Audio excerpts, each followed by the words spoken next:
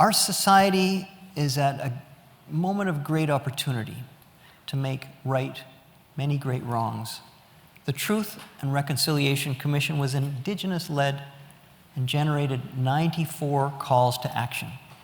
Reconciliation, which is linked to UNDRIP, the United Nations initiative, is a positive message to bring people together where Indigenous people take control of their destiny and achieve economic independence and prosperity. It is challenged by other approaches like decolonization, which differs in important ways. How can Global Civic support reconciliation and the leaders who are transforming First Nation communities, our region, transforming our province, and making it more prosperous for all of us? We have two leaders tonight who have both taken different approaches, but both fundamentally changed our province in profound ways. Our first speaker on this topic is a hereditary chief with the Squamish First Nation. He was one of the few who saw the 2010 Olympic Games as an opportunity for his people that he could not miss. He initiated the first meetings that led to the 4 host First Nations. We went together to Torino in 2006 to welcome the world. He also played a key role in facilitating the remarkable Sinoc development and the MST Corporation, in which Musqueam, Squamish, Tsleil-Waututh are engaged in real estate development worth around $20 billion. This has turned them from dependence into becoming city builders, creating much needed housing for everyone. Our next speaker he's helping youth take charge of their lives and see a great future for themselves. And his passion right now is called Back to the Fire, to document the elders that have made all of this possible, so young people don't lose track of the values that motivated them. Please welcome Chief Gibby Jacob.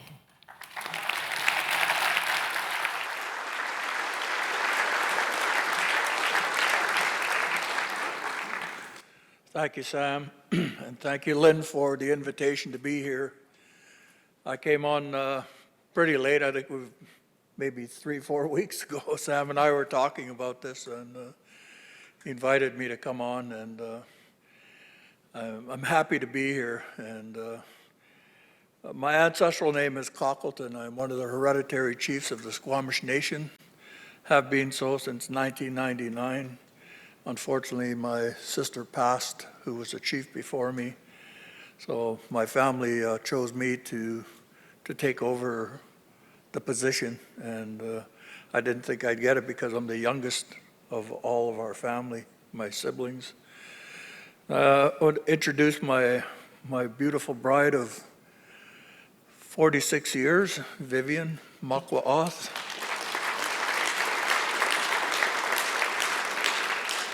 I wouldn't be here if it wasn't for her and her steadfast support, and I always appreciate and love you for it, my dear. I'm going to go through a couple of slides. This is my late mother, late father. The home you see behind is the old wartime homes that housed the armed forces people. And our people were offered the opportunity to purchase these at $2,000 per. So there was several that were purchased. This is my late sister's home. It's a couple of my nephews. That's my house. The little one behind there was a little pink house. And that's the last pink house I ever lived in. There you see it. But back in the day, in the 50s, 60s, there was not too many people who lived on our reserve. Hamolstesen, can you say that? Yeah, pretty close. But the Anglo name for it is Capilano. And now we have, you see it going over Lionsgate Bridge, just hundreds of homes that we've built over the last couple of decades for our people. And we still have over 1,000 on the waiting list for houses. So I want to emphasize that it's part of our reconciliation to our people to ensure that we are getting the resources necessary to fill those needs. I was happy to see one of my cousins and one of my mentors and one of the most brilliant men I know, Harold Calla. I don't know where you're sitting at, but he's the head of the Financial Management Board, and they've done spectacular work in this country for everybody, for everybody. Here you can see part of my work with Andy Keane. Where are you, Andy, over there? That we're doing the documentary, as Sam had mentioned, and the drone was flown over the new section down in Capilano. I think there's another 75 homes that are being, the services are going in for that. Gets me dizzy watching that.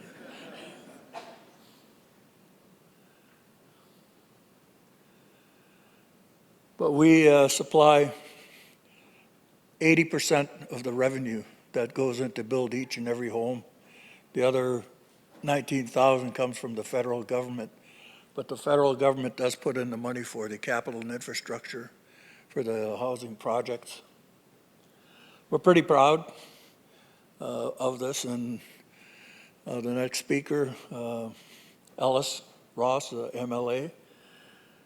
The provincial government put in some funding, to help alleviate some of the housing for our very low income people. So Ellis, I want to let you know that our people truly appreciate that. Thank you.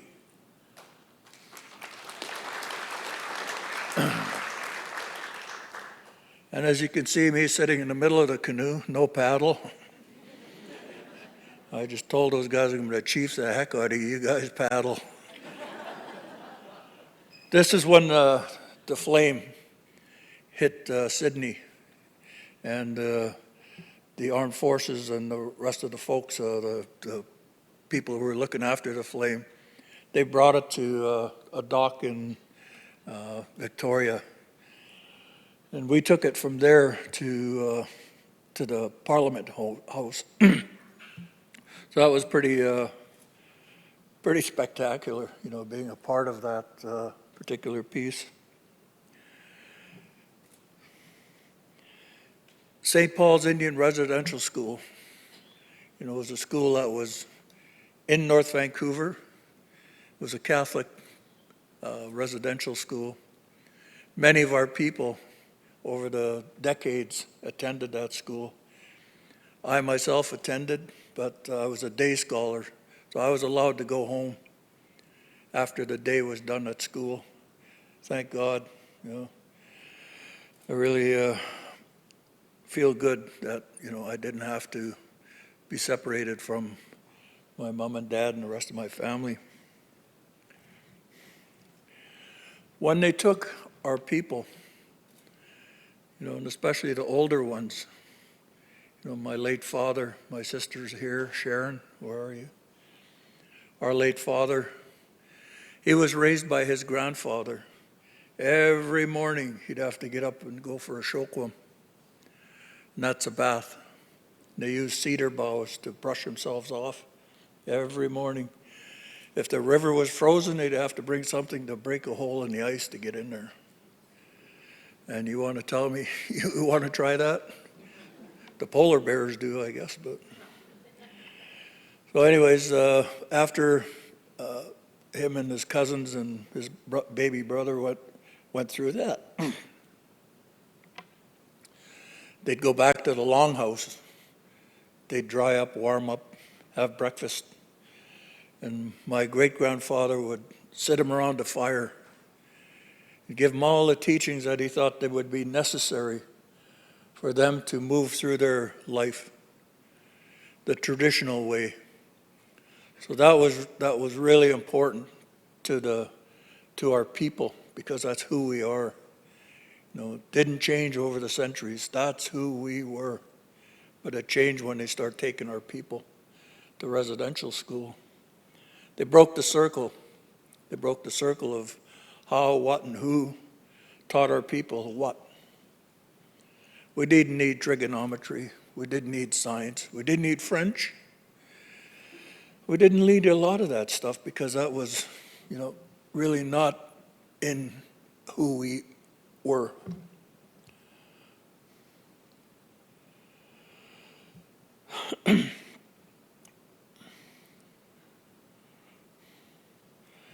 I wrote myself a bunch of notes. I'm not used to doing this. I don't never ever have been just down for 7 minutes. So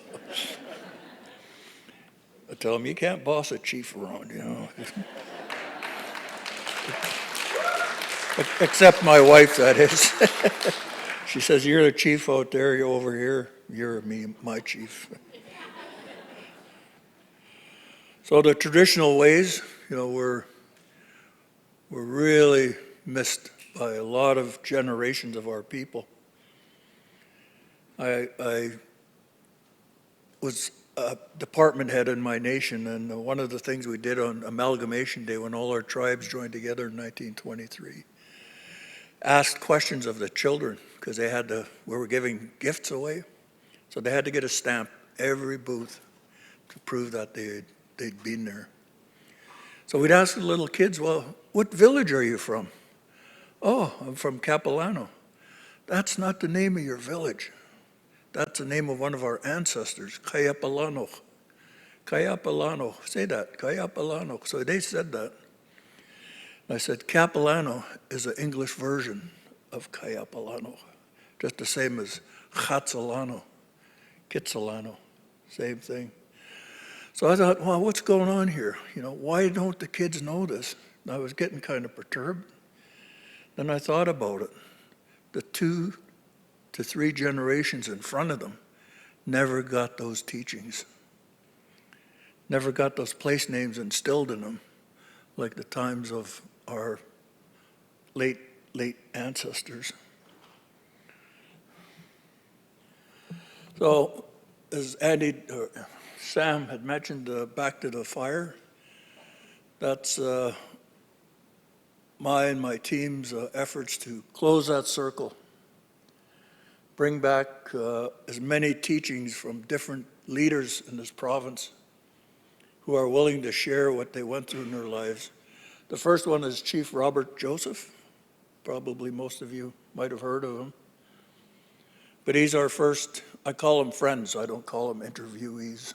They're my friends who are going to be participating in this. So we're probably another week, 2 weeks away, Andy, having it completed. Then we'll be looking for a place to launch it, maybe with Elon Musk. No, he launches everything. So, get my...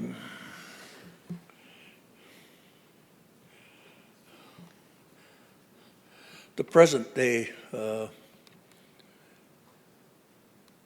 is spectacular for many reasons, and the many reasons are our people are not invisible in our traditional territory anymore.